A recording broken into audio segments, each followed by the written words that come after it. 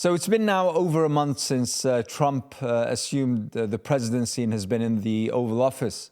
And since then, as the English saying goes, it's been like a bull in a china shop, with executive order after executive order in a far-ranging and a wide-ranging aspect of issues. And obviously, we're going to talk about some of those, including the war in Ukraine, between Ukraine and Russia. But let's start from the very top. And obviously, the issue of Gaza and Trump's plan in regards with trying to ship out 2.3 million Gazans to neighboring countries is one that, let's put it kindly, has caught the attention of many people around the world and has obviously attracted statements and comments from presidents and kings, as well as academics and authors and writers and the like. But I'd like to understand how the American public, and I'm not just thinking of either the Arab Americans or the Muslim Americans, I'm talking about the general American public. How has the first 4 to 5 weeks been received? Yeah, in the United States, unfortunately, you have about 97% of those who support Trump are actually impressed and they think he's doing an amazing job. So there is a divide in the United States. And we know that Trump was not elected by a very large margin, so about a little bit over 50%. So you have about 50% of the U.S. population that absolutely despise Donald Trump, and you have about 51% of the population that think he is doing just an amazing job. And I think that divide is very obvious, but also I think it is very, very dangerous because, for the first time not the first time, but for the first time in the U.S. history, you have that kind of president with that much power. Because Donald Trump, he got of course, the White House, the executive branch, both chambers, the House and the Senate. And he has a majority on the Supreme Court. So he has the three branches of the U.S. government are in his hands, and in a way that is really unprecedented. I mean, there has been in the U.S. history periods when one party would hold majority in Congress, House and Senate. They'll have mostly Supreme Court justices that are aligned with the vision of the President of the United States, and a president who is just kind of the chief executive officer of the country. But someone like Donald Trump with an unbelievable narcissistic tendencies and a very inflated ego and a man who is a megalomaniac, taking charge of the country, and no one is able to oppose him. I mean, any time somebody opposes Donald Trump, he primary them, means he runs somebody from their own party against them, drives them out like he did with Liz Cheney and he did with other members of Congress.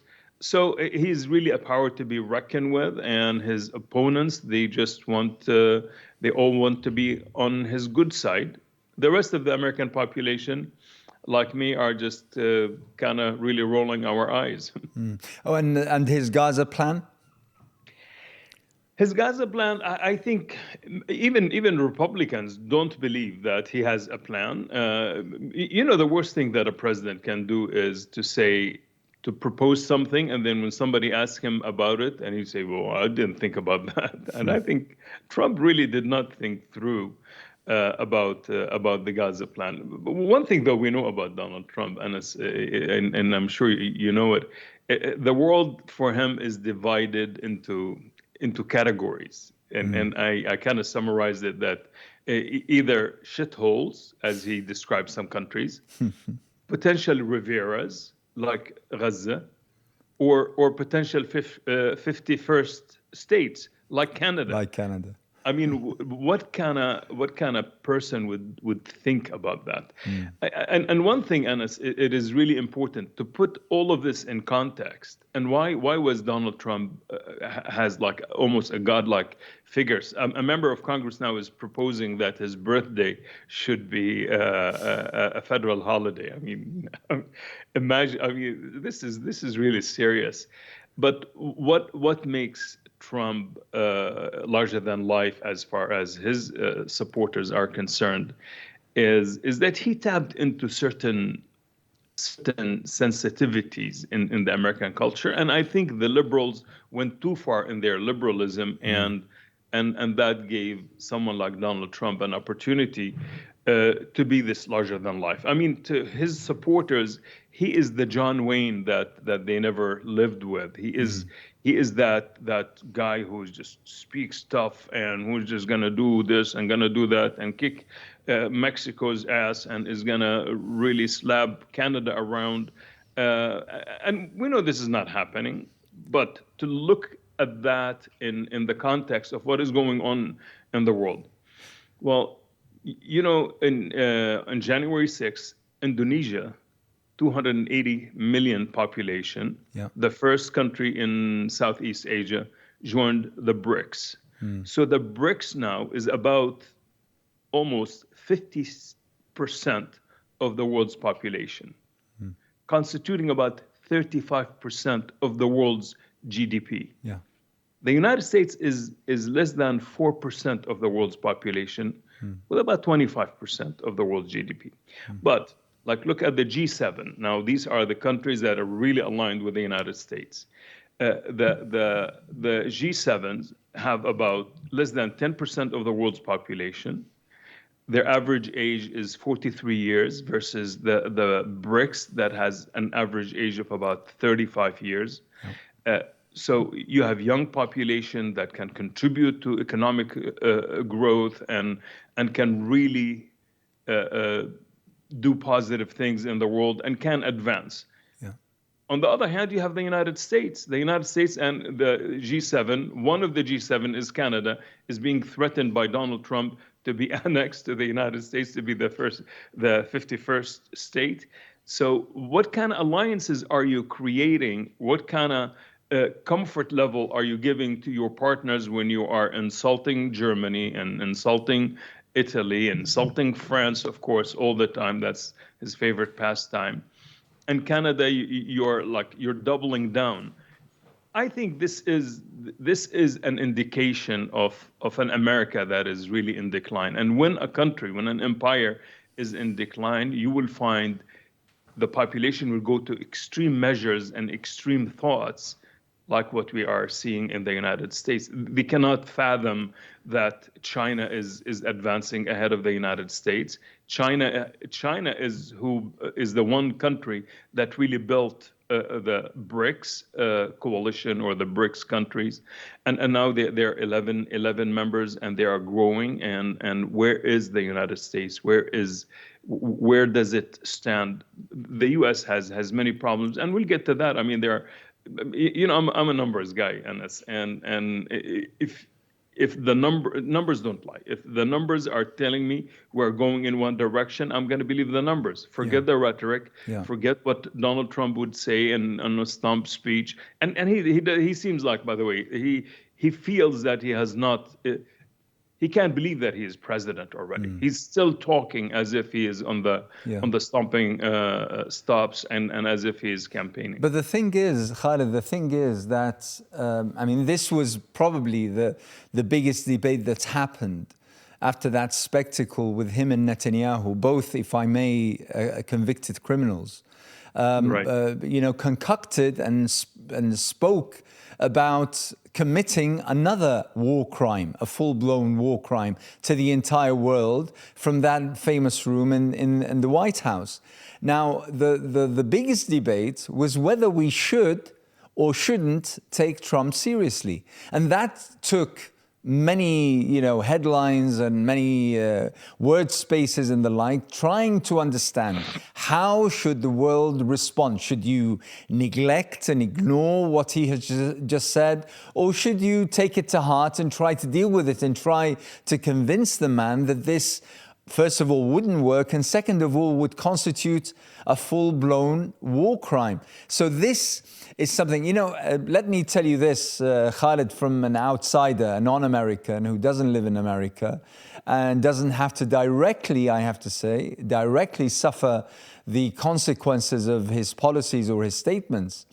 But I have to say that it makes for a fascinating watch, because we have this person here who is essentially ripping up every single book that has ever been written on diplomacy, on international law, on public office, on everything.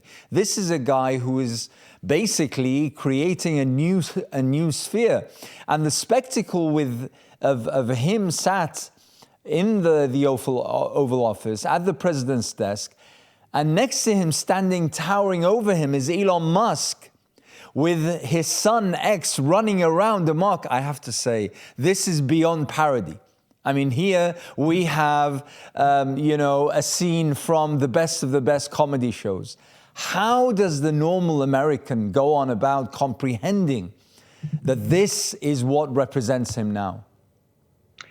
Yeah, it is comedy imitating life, or life imitating comedy. I'm not sure which one it is, but in reality, for really the average American, for the average citizen of the world, this is not comedy. This is very, very serious. Yeah. And I'll tell you why. Because you're right. I mean, Netanyahu is a convicted war criminal, and Donald Trump is a convicted sex offender, if you will, and swindler, and a con artist, really. Because that's what he has done his entire life. But put that aside. When the president of the United States, and you rightly said it, he ripped off every book ever written about diplomacy, about presidential decorum. It's unbelievable. It is democracy run amok, if you will. But I think he does not have a specific plan of what he wants to do. If we want to start with the positive, for example, ending the war in Ukraine. We know that the war in Ukraine, now that have killed nearly 1 million people and killed and injured 1 million people in a very serious way, and cost the U.S. the U.S. committed about $183 billion to that war. That war was caused almost exclusively by the United States. Yeah, the United States that ripped every agreement it has signed with Russia, and demanded that NATO will expand towards Ukraine, which is just non-starter for Russia. Of course, your boy Boris Johnson had a whole lot to do with it. True. I mean, Dumb and Dumber, I swear, between Donald Trump and Boris Johnson. But that war, now Donald Trump said, and I believe he was right. He said, if I was president, this war would not have started. I believe that is true. So in that regards, he does not know what he wants, and he is not just a fool just hogging the mic and sucking the oxygen in the room. He really is not. I believe there is a very well entrenched group of people that are advising him on their, we'll disagree with them, of course, on many aspects, but they are obviously tapping into the heart of an average American in rural America, in poor states like West Virginia and Arkansas and Alabama, and throughout the country. You find that only, like if we look at the red-blue delineation of the U.S. map, you will find that almost the entire United States of America is red, and there are just the little cities, not the little, the big cities, little dots on the map, that are blue. So you will find that New York is definitely blue. The rest of New York state is red. You find like Georgia in the south, where it is a fortress of the Republican Party. You'll find that Atlanta and Augusta and certain metropolis areas in Georgia are blue, and the rest of the state, and it is, if you look at it on the map, it is less than 0.1% of the map of the state of Georgia, but that is where a concentration of a huge population, and it is blue. The rest of it is red. So with the rest of America, Donald Trump is resonating. Yeah. With the rest of America, Donald Trump is, what he is saying is music to an average American's ear. So we have to look at, and we have to take this population seriously. What is their pain? Why are they so impressed with this guy that you and I and any reasonable person will look at him and say, like, wow, what a bozo, man. He's just so full of himself.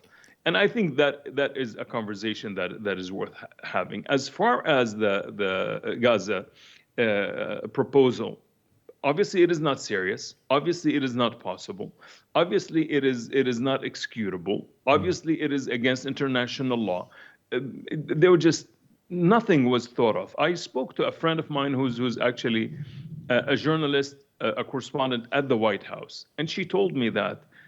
She said, I saw the advisors to Netanyahu. They were looking at each other, and everybody was shocked with what he was proposing. Nobody thought about that. Yeah. And we saw how the Israeli response, Netanyahu's response, was kind of timid and was non-committal to what Trump just said. But then later on, he figured how they can capitalize on that, and they start adopting their rhetoric. But if we looked at the initial response, it was obviously something they haven't thought about and something that they wanted to kind of mull over. Yeah. So it tells me that it was not serious. So I'm not concerned, really. I'm not concerned about his proposal, that is it going to happen or is it not going to happen. What I'm really concerned about, which is the way more dangerous thing, is the press conference that was held 2 days ago in Palestine, in Israel proper, where a group of senators, very powerful senators like Lindsey Graham and Richard Blumenthal, and among others, they were talking about their meeting with Netanyahu and King Abdullah, and the things that they mentioned is, I believe, the real plan. So Trump starts with a very, very high ceiling and very high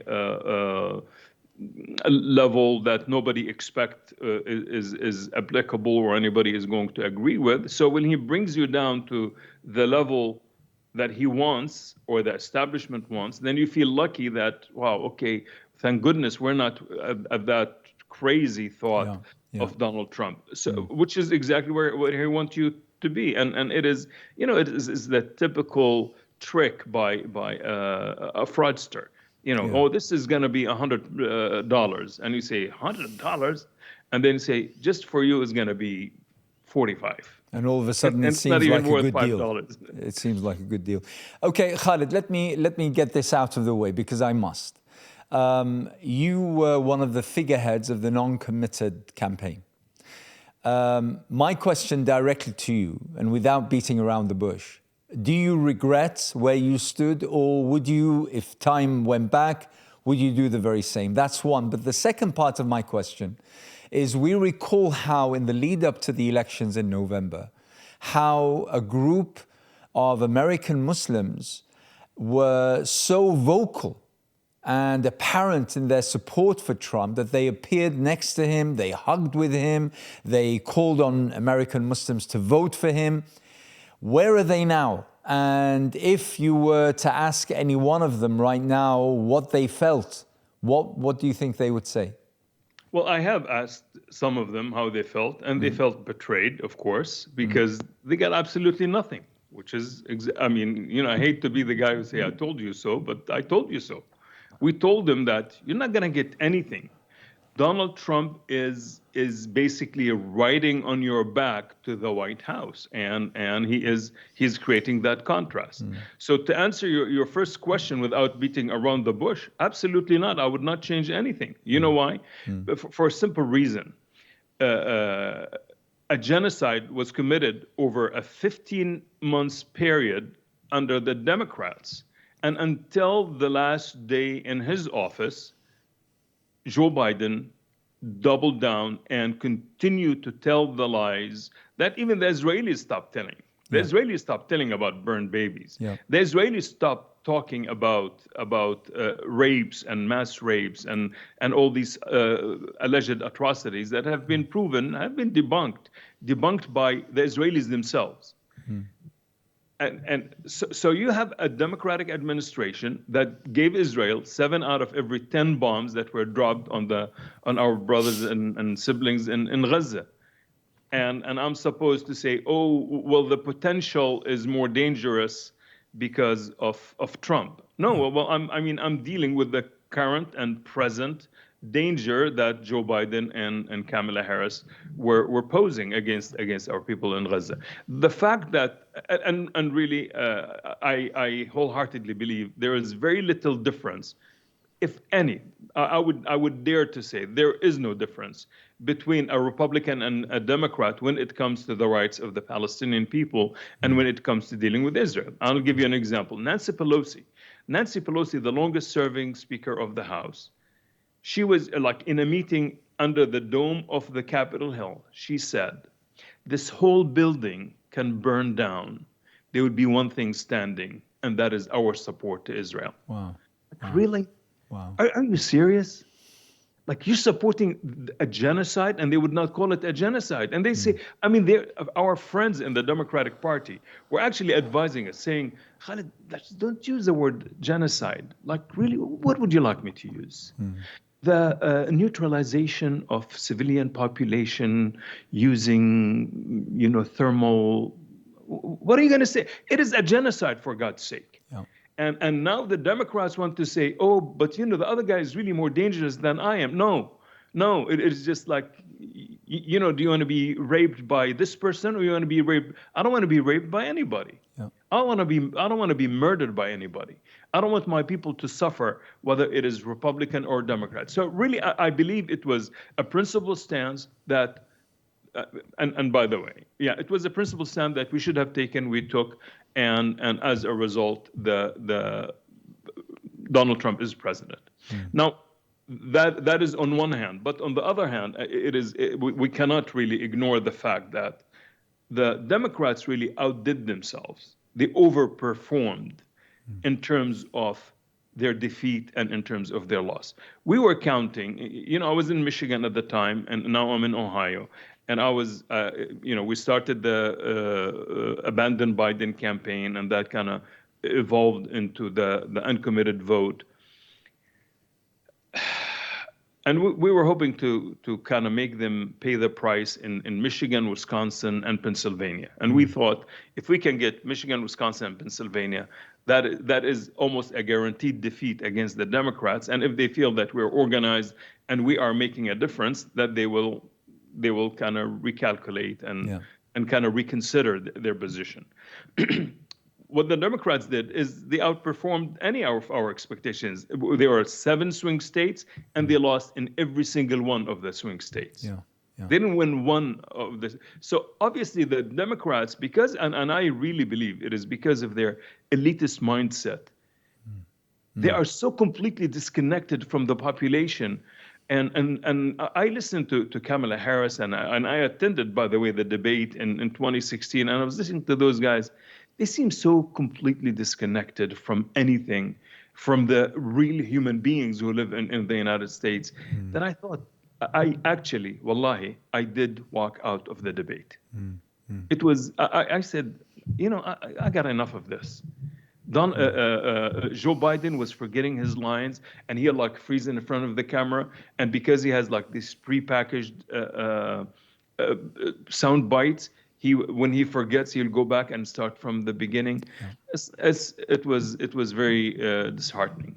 So yeah, I think Where does but all of this, Khalid, it makes quite a bleak reading for the ordinary American who basically is stuck between a rock and a hard place. I mean, you're describing the only two options available to Americans, and both outweigh themselves and outpunch themselves in terms of how bad they are. And ultimately, whilst you and I can talk for hours regarding Gaza and regarding various parts of the American world that have been disaffected by America's foreign policy, but it's internal policy and it's the representation of America as an idea before it being a country that is being absolutely obliterated. And that leads me to think, I mean, what's the way out for ordinary Americans? Ordinary Americans who in another 3 years' time will be called once again to listen to candidates from this party and that party, yet knowing that over the course of the past, I don't know how many decades, they've each been worse than the other. I mean, what way out is there? Well, I'm not really sure about the way out, but I want to just put some flesh on what you just said. How oblique the picture in the United States, and how grim really the reality. I really think America is in a decline, and I've tweeted probably a year ago. I said if America re-elects Donald Trump, that means we're starting to write the last chapter in this American empire. I mean, and I really believe that. But things are even worse than you would think. In the U.S., out of the top 10 countries in the world, the U.S. spends twice as much as anybody else on healthcare, and the U.S. ranks 10th among the top 10 industrial countries in terms of healthcare. Yeah. The budget for, how Americans, they revere veterans and they consider veterans to be, I mean, you go to the airport, there are special lounges for veterans, and in every football game, they salute the veterans and all of it. So Americans revere their veterans. The healthcare budget for the Veterans Administration, which is an entire department in the U.S. government that caters to veterans, the budget, the healthcare budget for them is about $112 billion. An elderly veteran from the Vietnam War or even World War II, some of them now 100 years old, or the Gulf War, or any of the wars that America went through, would wait sometimes months to get a surgery done. This is the most revered in American society, is a veteran, and he has to wait, or she has to wait for months to be treated at a hospital. When the U.S. spent $183 billion on the war on Ukraine, $60 billion to support the Israeli genocide against the Palestinians. And so, like, there is a disconnect. I'll tell you another thing. For example, the United States has the largest imprisoned population in the world, globally. Yes. And the budget for the prison system in the United States is about $180 billion. Yeah. So $112 billion for the healthcare of veterans, $183 billion for the prison system in the United States. But another layer of this is that a black man is 5 times more likely to be imprisoned than a white man. 5 times. And 1 in 5 black men in the U.S. will be imprisoned once in their lifetime in America. I mean, there is a huge disconnect, and so this is happening on one hand. On the other hand, you have the Democrats. What is their top priority? Pronouns. Is it a he or is it a she? Is it an it? Is it a they? Do they have transgender restrooms, or do they not have transgender restroom? No wonder Donald Trump won the presidency. If this is all you're going, in America today now, they say it is not politically correct to say master bedroom. It has to be primary. bedroom. In America, they frown upon you if you say breastfeeding. It should be chest feeding. Like, really?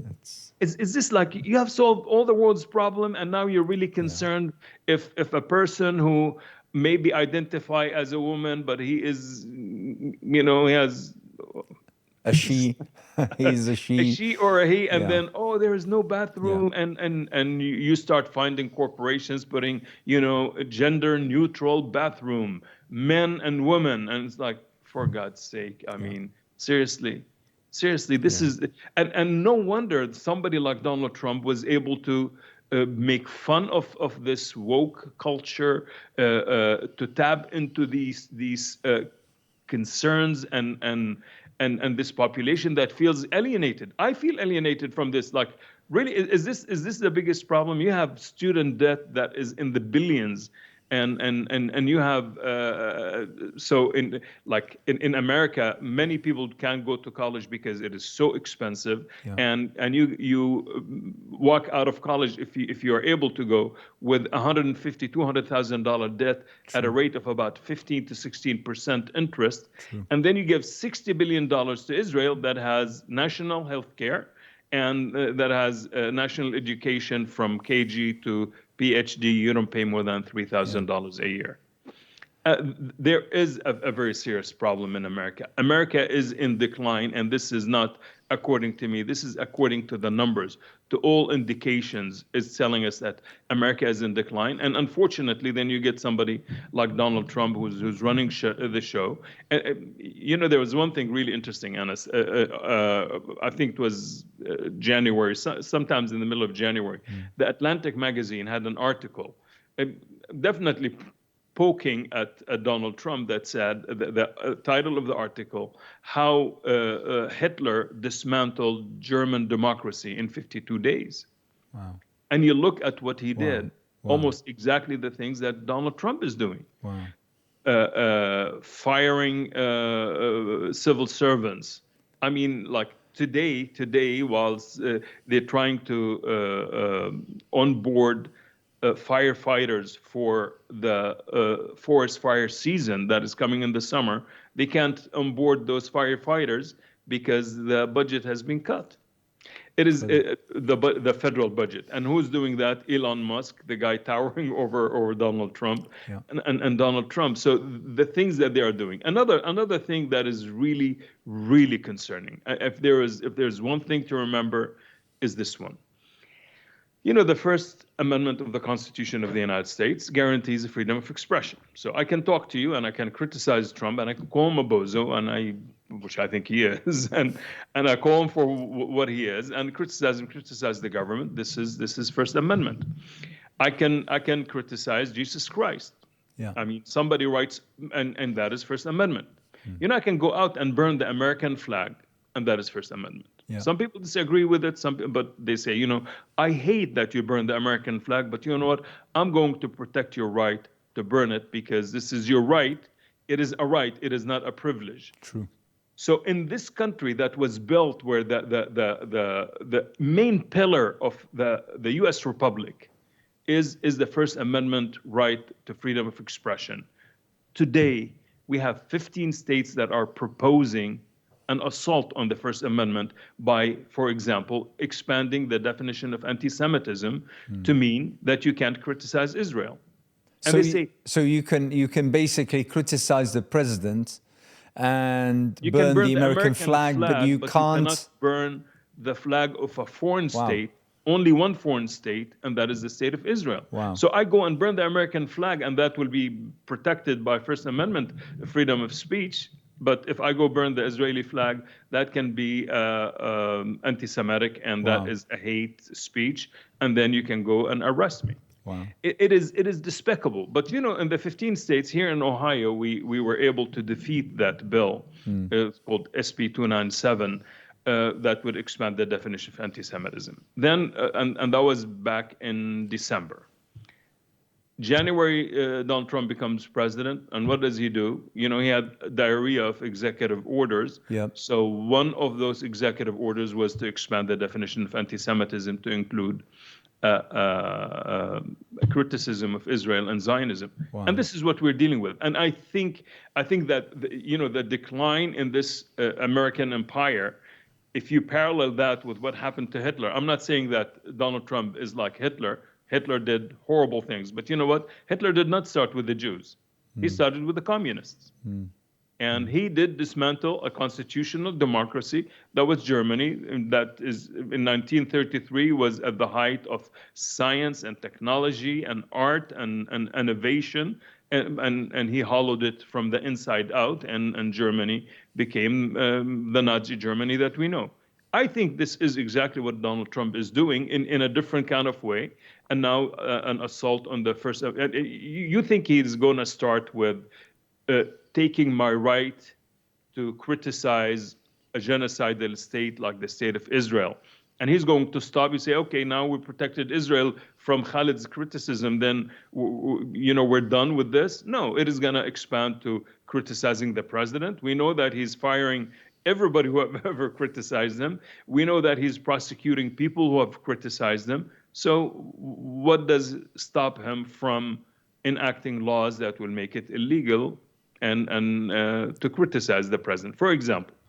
So the assault on the First Amendment is the first step. The first thing that Hitler did after he became chancellor was basically an assault on freedom of speech. True. And then start by firing judges and civil servants. And what did Donald Trump do? I mean, the first week he's in office, he fired, I think, 150 immigration judges. Yeah. He fired prosecutors. He fired 17 inspector generals. An inspector general is the highest civil servant in any department, in any in the federal government, who is responsible as an inspector on that particular department. So in a Department of Agriculture, the highest person who is just the inspector general, he is the guy who can open any book and question any person in the Department of Agriculture, for example.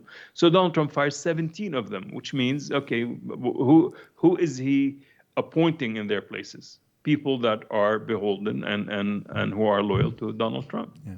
You know, we need to talk a little bit in a few minutes about the impact of Gaza on the American public and the kind of unprecedented activism and mobilization on every single level, particularly university campuses throughout America. But before that, you know, from all that you've spoken about, it points to an issue within America. You know, when you speak about how the liberals in America just went too far, and that probably resulted in millions and millions of Americans just getting tired of that kind of narrative and turning to Trump just to get rid of that.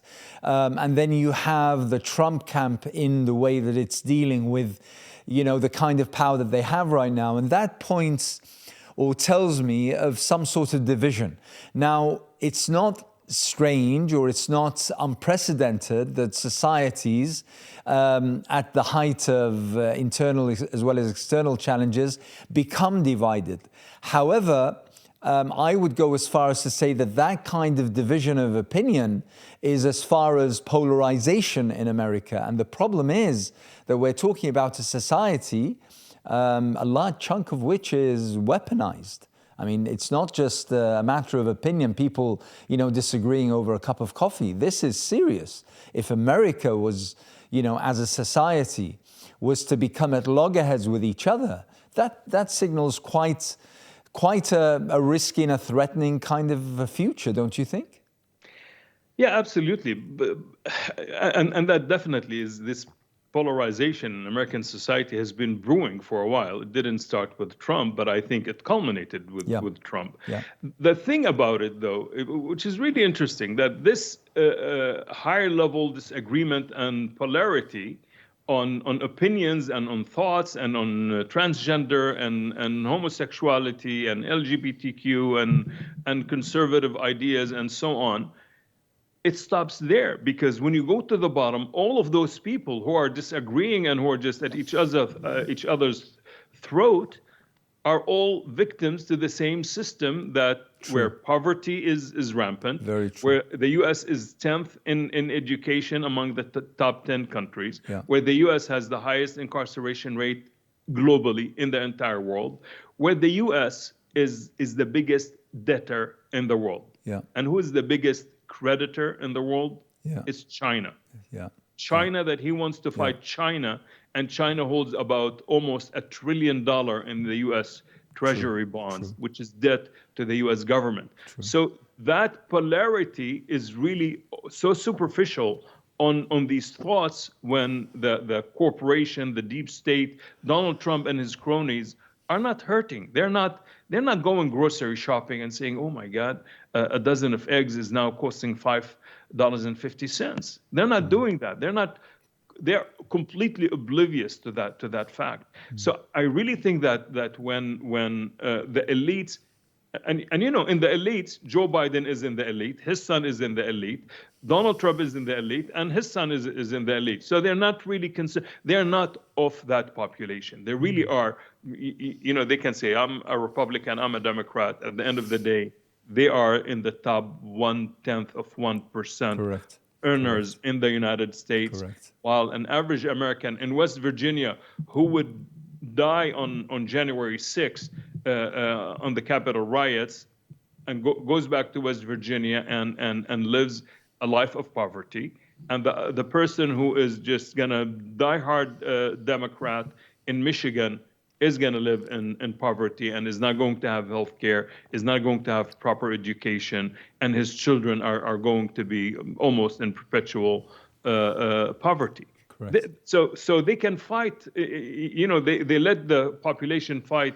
as much as they want, but the reality on the ground is people are hurting. As for the how the American society has changed in terms of Gaza and the genocide, that was committed. I think it is fascinating that you have among the highest converts who have seen the light are young Jewish Americans who were sold a bill of goods that obviously was not there. That Israel was an exceptional state, morally, intelligence-wise, militarily, in every aspect, technologically.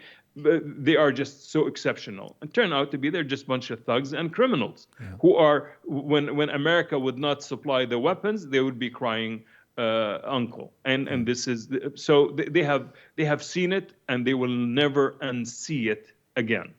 At least never say never, but I think for the foreseeable future, short term and long term, they're not going to unsee that Israel is a criminal state.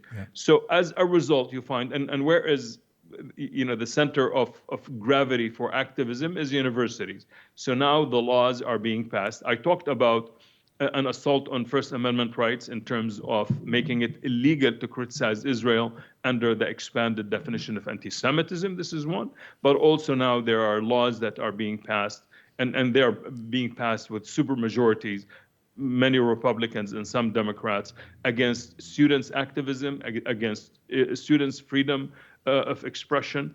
Another thing, and I'll tell you, this has been going on for the last 10 years, probably more, and that is the anti-BDS laws. Yes. BDS is boycott, divestment, and sanctions against Israel. So 35 states where 75% of the American people live have anti-BDS laws, and they call them the anti-BDS law.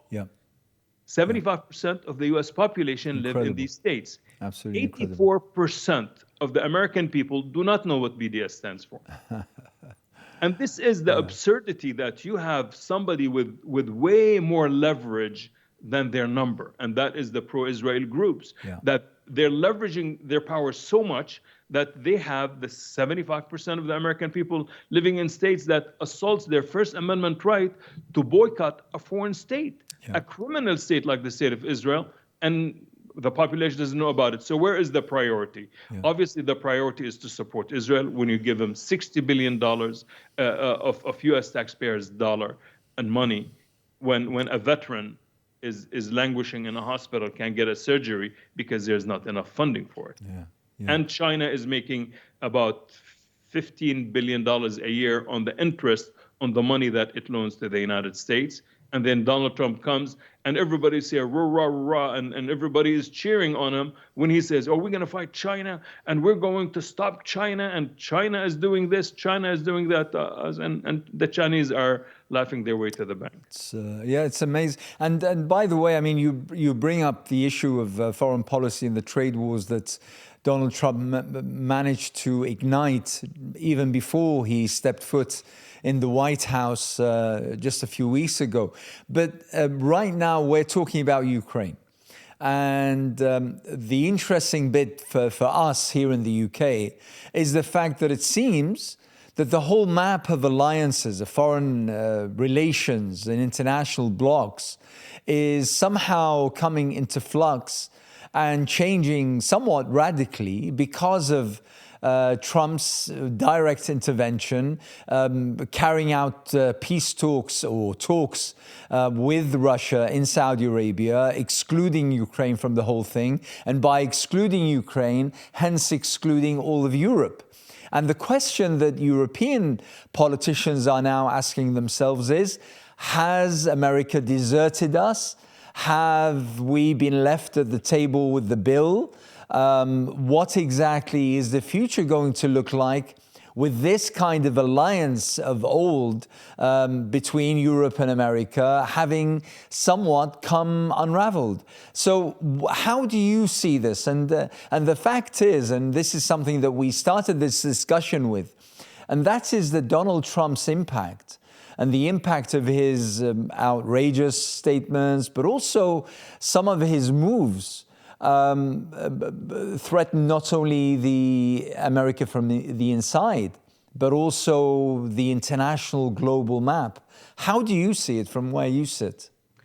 Yeah, Donald Trump comes to politics saying he wants to make America great again. Yeah. Well, let's see, what did make America great in the second half of the 20th century? It was the U.S. involvement in Europe and in Germany and the Marshall Plan after World War II, and America pouring so much money into Europe that was coming back. Every dollar was sent, came back with 3 of his siblings. Yeah. So he wants to make America great again by dissing Europe, by insulting the Europeans and doing things unilaterally. Now, to be fair to Trump, and it's difficult to be fair to Trump, to be honest with you, Anas, but to be fair to Trump, even Obama was requesting that the Europeans pay more of their share in the budget of the NATO. Yeah. So this is not something new or unique to Donald Trump. So the Europeans have kind of had it easy.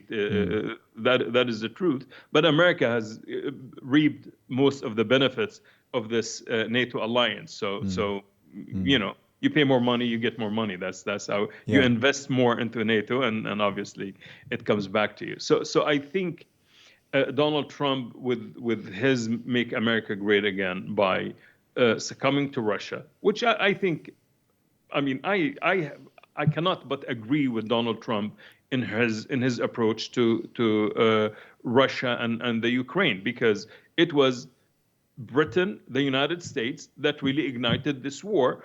Of course, with acquiescence from European countries to cause this war. So now. Chickens come to roost. This is how it's going to go. Now that the fact that Donald Trump is doing this unilaterally, I think this is going to disenfranchise Europe. And the other thing is, not only is Canada considering, are we part of the G7 or are we not? Or are we part of the United States of America? I believe that France and Germany and many other countries are going to start to, if they are smart, they will start diversifying their strategic alliances. And I think part of it, they should open to China and open to Russia and start to reconcile and maybe join the BRICS. It is the sign of decline of the United States, I believe, is that this kind of unilateral policies, trade wars with your biggest partners, Canada and Mexico, for God's sake, trade wars with your European allies. You just can't have your cake and eat it too, and then and then chug all the beer on the table. I mean, this is what Donald Trump is doing, and I think it is going to be dangerous. However, as far as the Ukraine is concerned, I think he is on the right approach. Of course, what that means, that America would have lost the war in Ukraine, because America was the biggest investor in the war in Ukraine. So America would have lost the war in Ukraine. America would have lost the war in Gaza. America have lost the war in Afghanistan. The Taliban that they went to fight that war at the cost of $2 trillion are the ones who are ruling Afghanistan now, just in case somebody haven't noticed. They lost the war in Iraq. They destroyed Iraq and destroyed Iraq along sectarian lines and ethnic lines, Shia, Sunni, Kurdis. But they have lost that war. They've lost the Vietnam War. They have lost almost at every level. They've lost definitely the economic war, with the BRICS now at about 35% of the world's GDP and more than or nearly 50% of the world's population versus their G7. These countries are old and getting older. They're not getting younger. The countries of the G7, the countries with the youngest population is France, and it can be attributed to what? To the immigration. Absolutely. To the African from North Africa. Absolutely. I mean, if you take the North African component of the French population, you'll find that the average age, France would start to look much, much older than it really is, or than it is on the average. So I think there are a lot of dynamics for not only the United States, but this alliance of the U.S., NATO, the G7, these Western countries. And I think America is accelerating not only its own decline, but also the decline of That's quite a fascinating reading of the balance sheet there. But let's focus in the remaining few minutes on the status of the Arab world. And in light of what's just happened... Few minutes? Oh my God. Yeah, it's been about 50 minutes that we've been chatting, but it's been fascinating. So tell me, in light of Gaza, and in light of, I mean, the Arab world, I mean, how do you see things? How do you see or expect things to pan out in the next foreseeable future? Anas, I feel that I've been nothing but pessimistic throughout this. This is probably going to be the most pessimistic podcast. I should ask you about the weather. It is, I'll tell you, it is. Unfortunately, is anchored in reality. I don't like to sell myself a pie in the sky, because I'm not going to be able to eat it. The reality is, and unfortunately, if you want to know what is being prepared in the Arab world as far as Gaza is concerned, you really have to listen to the U.S. senators, because they know more than you and I do. This is reality as it is. And what we heard from senators like Lindsey Graham and Dick Blumenthal is they said, we spoke to Arab leaders, and we're very optimistic that they're going to propose to Trump. The Arabs are going to propose to Trump a plan for Gaza. I mean, go figure. This is the state of the Arab world. And they said, we're optimistic that the Arab countries are going to propose to President Trump a solid, good plan that guarantees security for the state of Israel. The one that just committed the genocide in Gaza, the Arabs are going to propose, according to Lindsey Graham and Dick Blumenthal. So we will wait, just in a couple of days, in a few days, there's going to be this summit, and we'll see if they are right or if they are wrong, and I believe they're going to be right. So this is the one thing. The other thing that they mentioned that was extremely dangerous, they said the plan is going to deal with the Palestinian problem, where not all of them have to leave. Oh, really? Well, that's really fascinating. I'm so glad. So not all of them have to leave. Like what, half of them, or like a quarter of them, or 3/4? So not all of them have to leave. And then in answering another question, one of the senators said, well, the Arab proposal is going to guarantee the security of the state of Israel, and usher in a normalization with Israel and solve the Palestinian problem. And those who prefer to remain in Gaza can remain in Gaza. So now it is, we'll make life so extremely miserable for you that you leave, and we say, well, it was your choice to leave Gaza. We didn't force you. We just made it impossible for you to live there. So I think the Arab states are going to propose in the near future. I hate to predict. I don't like to predict because, there's 50-50 chance you're going to be wrong. I think I'm just going to take my chances here and predict that the Arab plan is going to provide, while it comes with the pretend to protect Palestinians from ethnic cleansing, from this monstrosity of Donald Trump, who wants to drive the Palestinians out of Gaza. Yeah. We're going to make sure that the Palestinians are going to stay in Gaza if they choose to, that the Palestinians will stay in Gaza, where not all of them will have to leave. And then we'll guarantee the security of Israel. What does that mean? That means anybody who threatens the security of Israel, which means any Palestinian who is resisting the Israeli occupation. So it is, so that I believe that is going to be the Arab plan for diffusing the situation in Gaza. All of the senators talked about that the Arabs have agreed that Hamas will be completely destroyed. Hamas is not going to exist, not as a military power, not as an administrative power in Gaza. An administrative power, the Palestinian resistance, Hamas in particular, said they're not interested in managing Gaza, but to hollow them out as a resistance force against the Israeli occupation. What does that mean? That means the Israelis can, in a year or two, they can just kind of cruise into Gaza, and there'll be no resistance because the Arab states, and I believe this common Arab forces between the UAE, Saudi Arabia, Egypt, Jordan, it is very concerning, and I think it should be extremely concerning to every Palestinian.